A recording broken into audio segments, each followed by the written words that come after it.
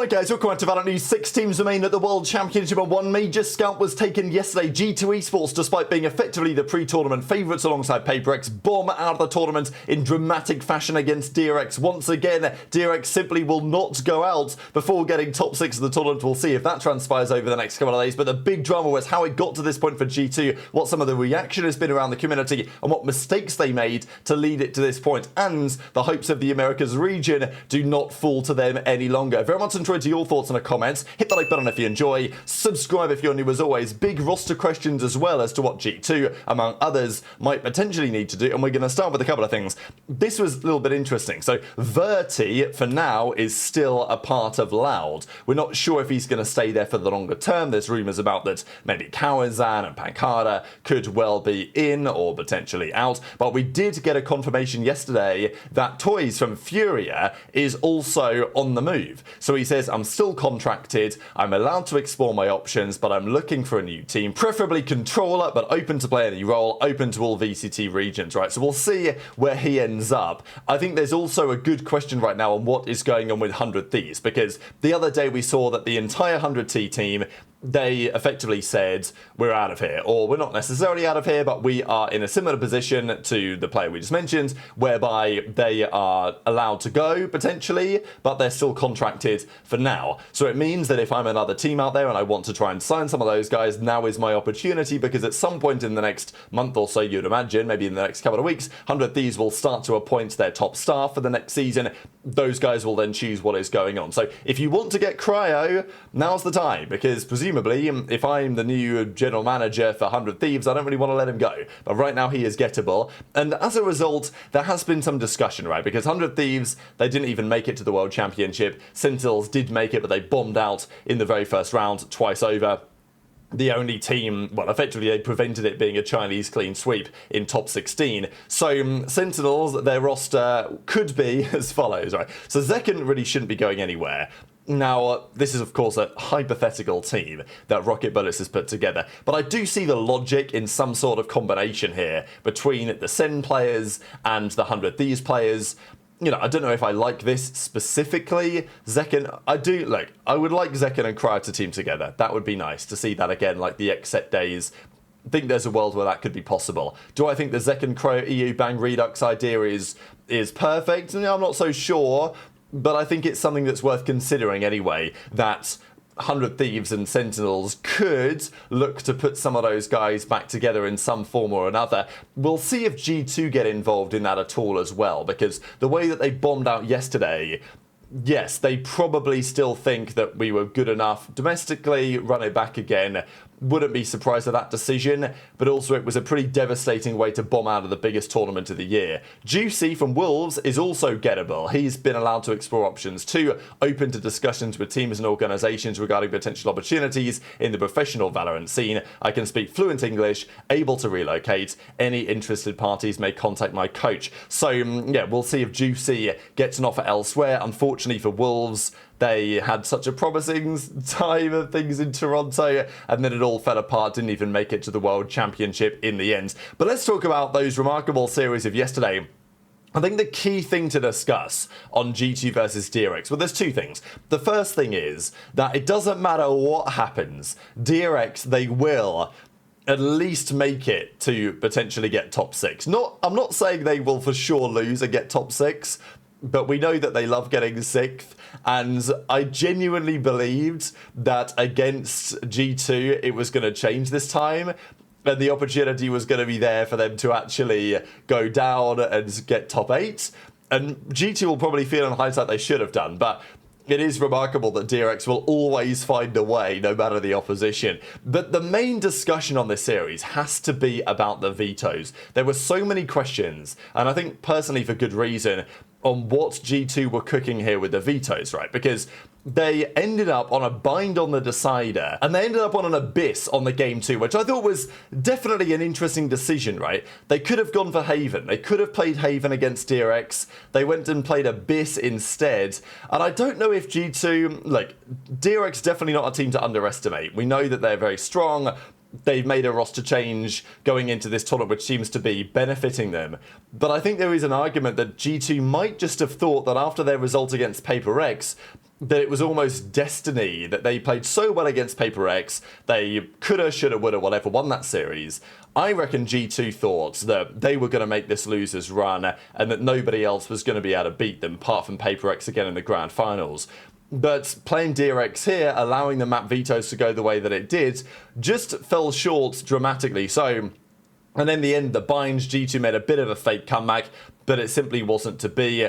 Yeah, Leaf had a pretty difficult series, which is unfortunate for him given how good of a series he had had just before. Leaf and Jorgamo try and retake the site. Jorgamo finds himself in a 1 versus 3, and that is all she wrote in that series. So G2 Esports, the pre-tournament favourite, certainly from the Americas, seconds considered really, second seed for the whole tournament, they go down.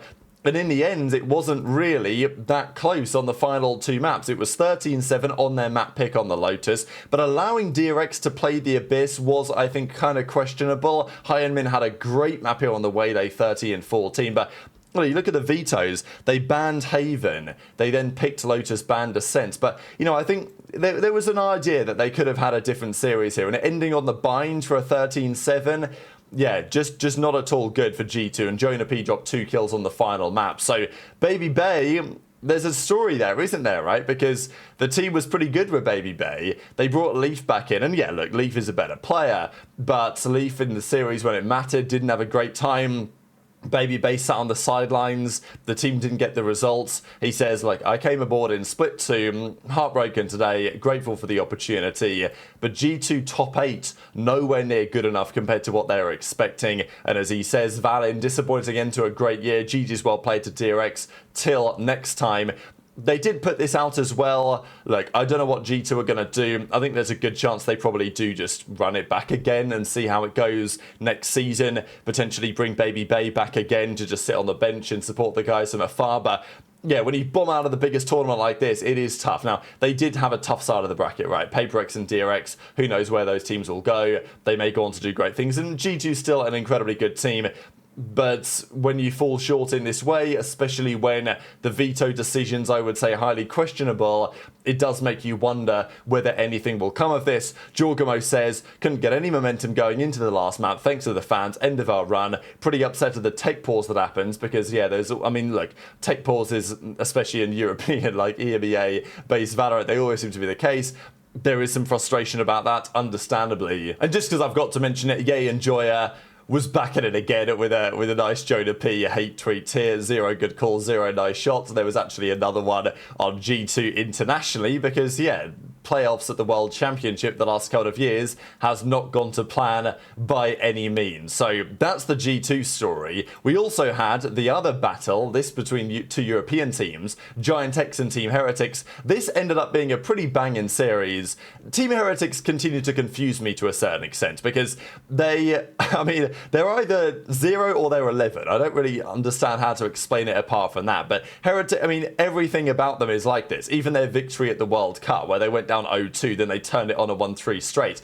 And it's been the same so far this tournament, where they're either godlike or kind of terrible. And that's not even the case series to series, it's actually the case map to map. The first map, Ascent, on Giant X's pick, 13-4, no questions, Rian's 23-8, just slam Giant X off the server, Grabinho 4 frags. They go to a Lotus, Heretics pick, they go down 13-3, they get bodied on their own map pick. Then they turn up to Bind and they win it 13-9 with a tight first half, and then they ran away with the defense. So, like, who knows how to predict this Heretics team, because any given map they can be a completely different team even on their own map pick. But anyway, they do advance, they make it to top 6. Giant X, honestly, Giant X, fair play to them, commendable run. These last couple of months for them have been a big turnaround, and for them to get top 8 at the World Championship is, I think, a very good result for that team overall. Of course, they beat Sentinels on the way to getting it done, and speaking of Sentinels, as he says, except for those 2 teams, Americas are looking fantastic, right? So pretty funny how it works out. There's Sentinels are gone, G2 are gone. I mean, if you'd have come into this tournament telling me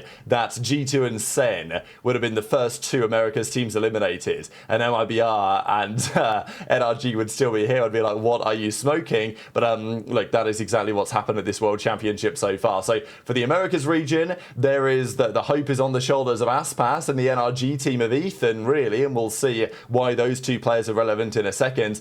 Of course, Shanks, again, comes back to G2 and the team fails. So, as Tarek says, today we wish farewell to Shanks, who was a key member in building our team. See you on the server. And speaking of Shanks, he has got his own plan for taking down Fnatic, or taking down Paper X today. As he says, big game today, and here he is in the Paper X jersey. So we'll see if that makes any difference. But those two players I mentioned were for this reason, because they are now, Aspas and Ethan, the only two world champions still in the tournament, right? So, yeah, 6 teams left. Of those 6 teams, there are 30 players. Of those 30 players, 2 of them have won it before. Aspas on Loud in 22, Ethan on EG in 23. Will one of them manage to do it again? Certainly wouldn't be favoured to, and as a result of that, we can probably expect 5 new players to be world champions this year, but maybe not. Maybe MRBR or NRG can get that run going. So this is the way the bracket looks. 2 teams are gone. The 6 teams are left in the playoffs, and it's quite the story, right? Because we've got 2 European teams, we've got 2 Americas teams, and we've got 2 Pacific teams, which is a pretty nice way for this bracket to be turning out. The loser side, DRX, will play the loser of MIBR and NRG. So they will play another America's team, DRX. They will go from playing G2, they will then play the loser of Aspas and Ethan, and see if they can find a way to break that top 6 curse. Heretics will play the loser of Fnatic and Paper X tomorrow, but today, 2 massive series, of course. I mean, both of these series are great and very difficult to call, right? I mean, MRBR's win against Heretics was impressive. I think I've got NRG beating MIBR there, but Aspas at Champs, you just never know. And then I think Paper X should be beating Fnatic, but again, I think it's going to be tight. I'll give it a 2-1. But I think Paper X will have seen G2 eliminated and breathed just a slight sigh of relief because of how much problems that they gave them in that upper quarter final. So very much interested your thoughts on all of these stuff in the comments. Hit the like button if you enjoyed, subscribe if you're new as always, take care, and I'll see you next time.